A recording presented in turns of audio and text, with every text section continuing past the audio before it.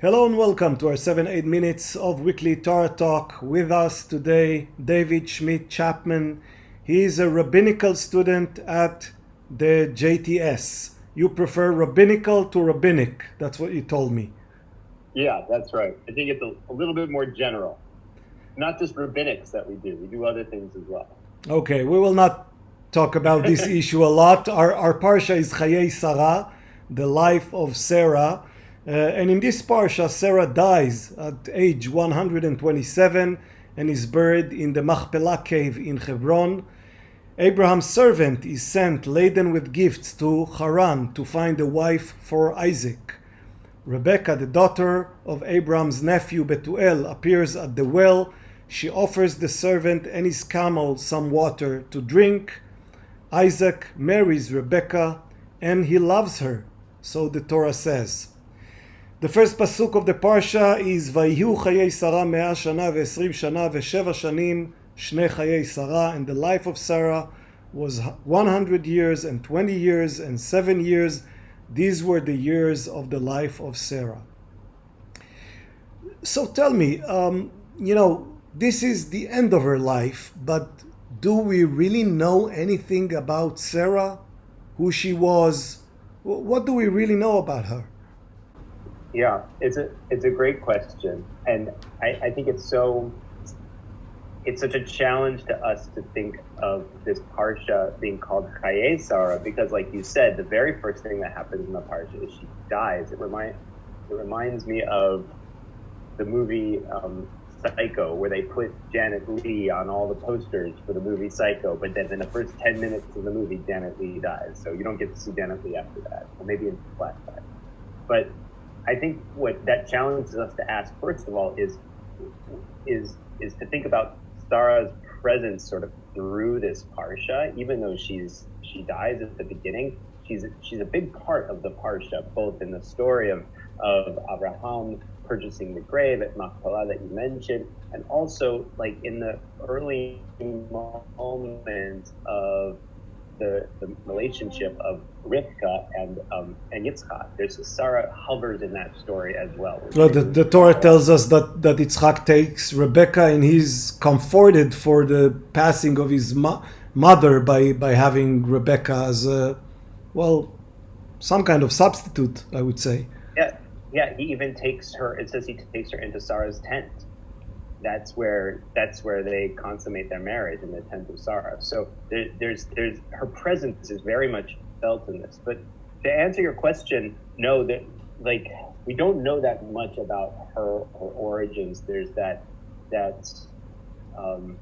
line that I came to know of as the Zakovich rule after Yair Zakovich, the Bible scholar, where when there's a woman in Torah, usually we don't know where she was born. We don't hear about it when she dies. And if we hear about her giving birth, it's only about giving birth to men.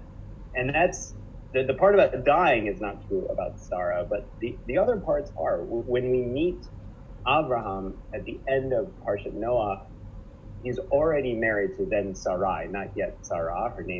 Neither of their names have been changed by God, but they're already a family unit in the Haran when we meet these characters.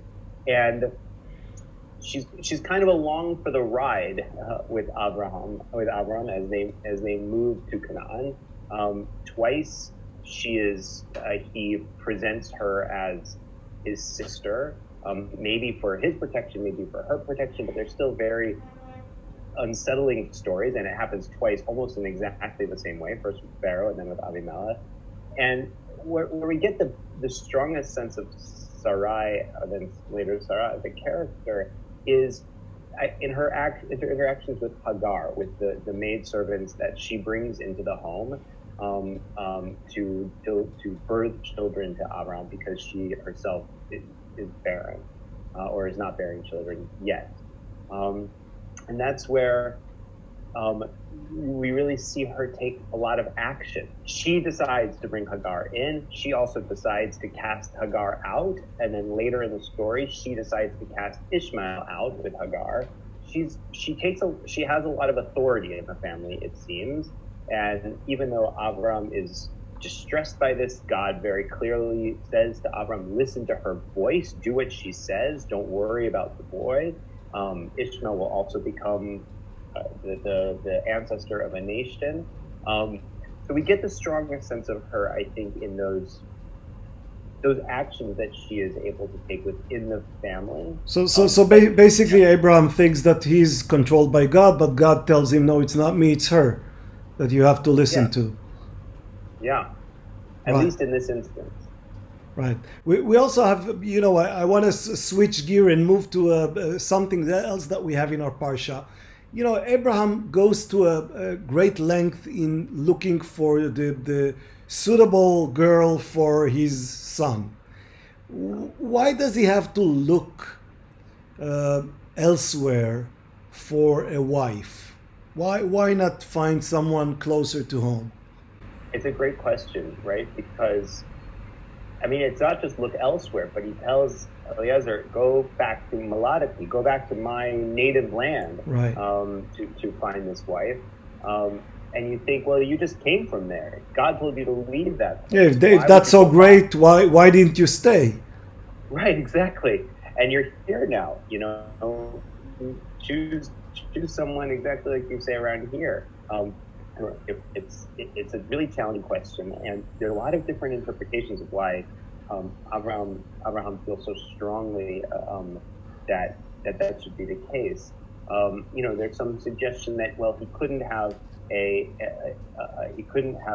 wife for his son from the surrounding area, from the Canaanites, because they're idol worshippers and they're sinners and they're evildoers and so on. But presumably the children of Nahor and Bethuel, who he does end up finding Rivka from, were also idol worshippers. So that argument doesn't fly, right? Doesn't flow, right? And then there's also a suggestion from, I think, Abravanel, that maybe there's a political consideration. If his line becomes mixed with the line of the Canaanites, then it will be hard for them to assume the land. Then the lines will be mixed, and this pure sort of idea of descent from Abraham will be a little bit muddy. But again, that's not such a great argument because, God promised the land to Abraham, and there's no sort of ambiguity about that. So you'd think those kinds of problems might be worked out. But I read a commentary from Nahama Leibowitz, who was reading a commentary of the Ran, a 14th century Spanish scholar, who suggests something a little different, which I'm thinking about, which holds a little bit more water for me, which is that Abraham himself experienced the displacement from his homeland, and he knew that he understood that for him to undergo this big spiritual change in his life and really leave the ways of his family and his ancestors and the ways that he grew up with, part of that was why God commanded him Lech Lecha. Part of that is why God commanded him to physically remove himself from his environment and put himself in a new environment where he could really recreate himself. And maybe there was some level that he understood that Rivka would have to make a similar journey. If she was chosen from among the people that he lived around, there would still be all of this influence of her home life and her family and her ways that might prevent her from really stepping into this new life that he was imagining for her to have with his son, with Yitzchak. So there may have been something about wanting to make sure that she was going to have a journey, pretty much the same journey that he had, a journey part of this new life, this new community. Right, and this proved to be the perfect match, at least. Yeah. That's what the Torah tells us. Relatively speaking. So what can we say about the relationship between Isaac and Rebecca, Yitzchak and Rivka? Yeah. So it's a great point. I mean, their relationship is sort of unique, at least in this part of the Torah. Unlike Abraham before him and unlike Yaakov after him, Yitzchak and Rivka only are married to each other, and they only have children with each other. So it's, first of all, it's monogamy, which itself, says something about the other relationships in this part of Bereshit, Right. but that is notable, that they have a monogamous marriage. And like you pointed out in your introduction, the Torah tells us that he loves her, which is a unique statement here, that there was this deep bond of affection between them. And, I think there's something in there that we can learn about Yitzchak's life up until that point. I mean, what had just happened narratively, before this is the Akedah, is this traumatic event of him almost being sacrificed by his father. He never speaks with his father after that event. The next time he's sort of in contact with his father is when he comes to bury him much later. And like you said, there's this sense that Rivka helps Yitzchak heal, helps him move on. He's a very inward character. We don't know that much about him either. He has very little dialogue. He doesn't speak, I think, at all in this parsha. And when Rivka comes to meet him, it's not even clear that he really sees her. He's out meditating, or it says Basuach Batzadeh. He's doing something. The rabbis try to pretend that he was praying. Yeah, he was davening mincha. Mincha, right? Yeah, exactly. And they have this sort of interaction where they don't speak directly. They kind of speak through Eliezer, the servant.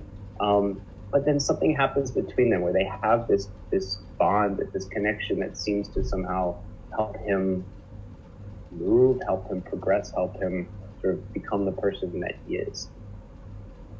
Okay, David, thank you for coming. And okay. Yeah. Thank you for having me. Yeah, it's a short conversation. There's so much to talk about in this parsha, in the coming parshas. We'll come back to it next week and the week after. So thank you again, and Shabbat Shalom. Shabbat Shalom. Thank you for having me. Bye-bye.